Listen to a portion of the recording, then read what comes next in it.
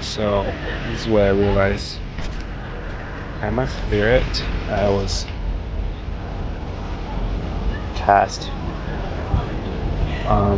chosen for some reason, and I was sent to Earth, and then I kind of just jump into this body of mine right now that I have. There's two things, right? Your body, your spirit is two different things. The world is a game.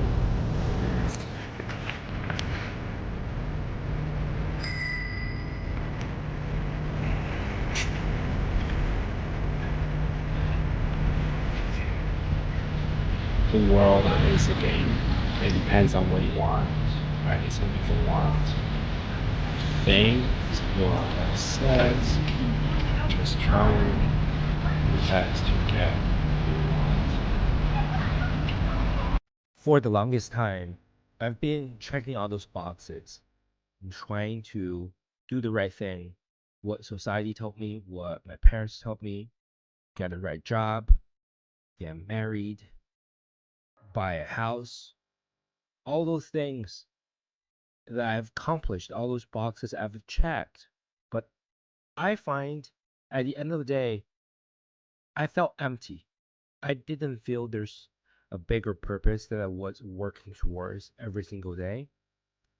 On the on top of it, and there's this looming fear of being laid off, the economic recession, and everybody's gonna lose their job. And it was debilitating to the sense that I just couldn't function. I have to find a way to move forward. And then because I know just by checking all those boxes that I was told to check, it didn't work. I've been looking into psilocybin mushroom for a very long time, and I know that could be a step to help me forward. I went on a personal trip in Vancouver, and during that trip, I find out that psilocybin mushroom is legal in Vancouver, so I decided to partake that journey. The specimen that I took, that I injected, was called albino penis envy. Is this specimen that is known for its potency and introspective. I decided to take it in Stanley Park, this beautiful park nestled in downtown Vancouver with beautiful beaches, hemlock forest, and this great seawall.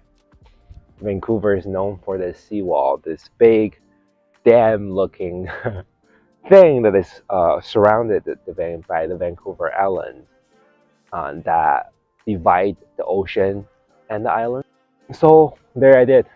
I took 1 gram of albino penis envy, and then the first hour, I was just feeling like my body is light. It's more in a way of malleable. It seems like I stepped into my body for the first time as a kid, if that makes sense. Like I can control my body, but not really. I really the first time I'm get in touch with my body again, where I can walk and I can swim my arms so high up when I was walking. And it was really fun. But eventually things become a little bit more intense. I became a little bit dizzy.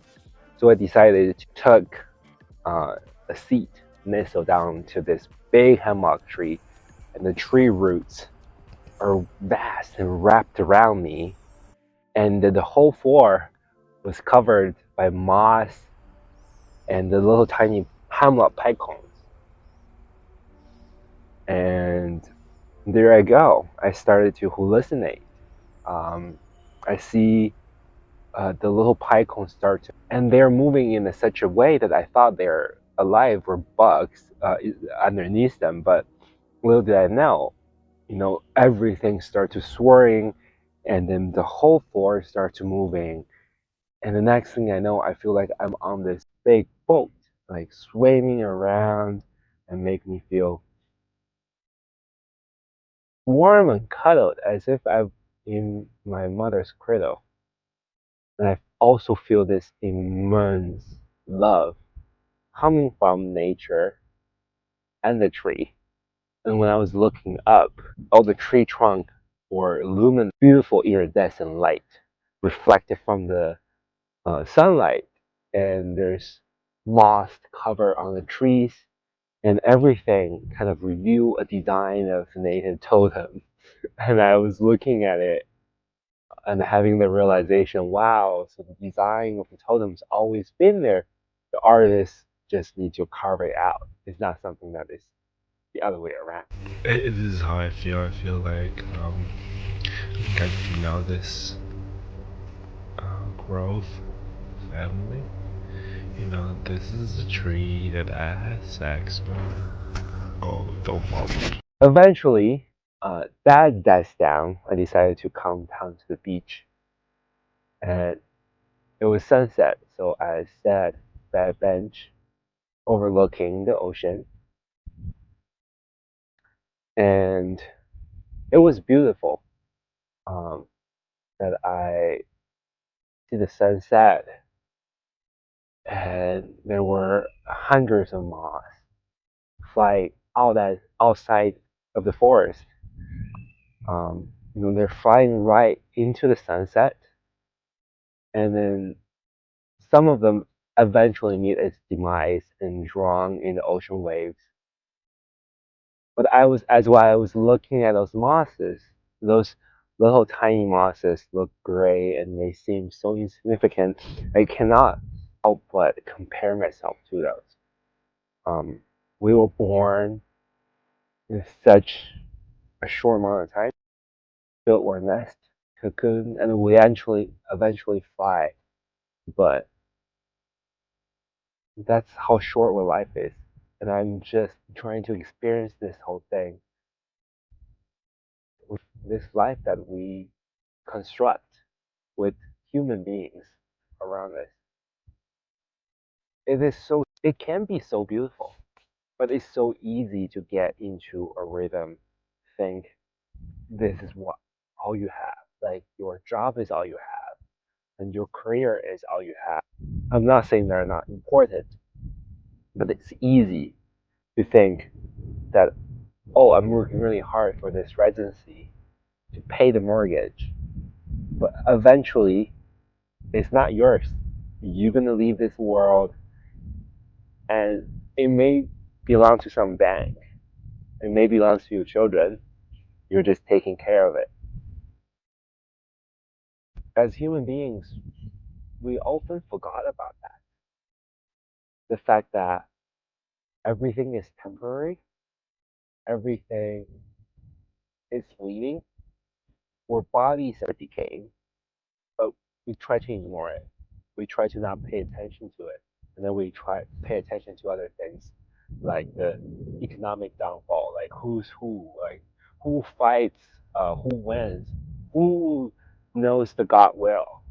But all those things, that's not important unless you have a good relationship with yourself. Because this body is all I have. This brain is all I have. This soul, um, this breath I'm taking right now is all I have in this moment. And the nature, they don't care about your economic growth. They don't care about your cycle, your invisible hands. It's all a construct by us that we try to make a sense of the world, or some people try to make a profit. And then if you don't figure out exactly what you want, you're gonna end up doing things for other people. Don't let other people fool you that you have it, or you have it in the future, because figuring out what you want, figuring out what you want to have in this moment is the most important thing, because that's all we have.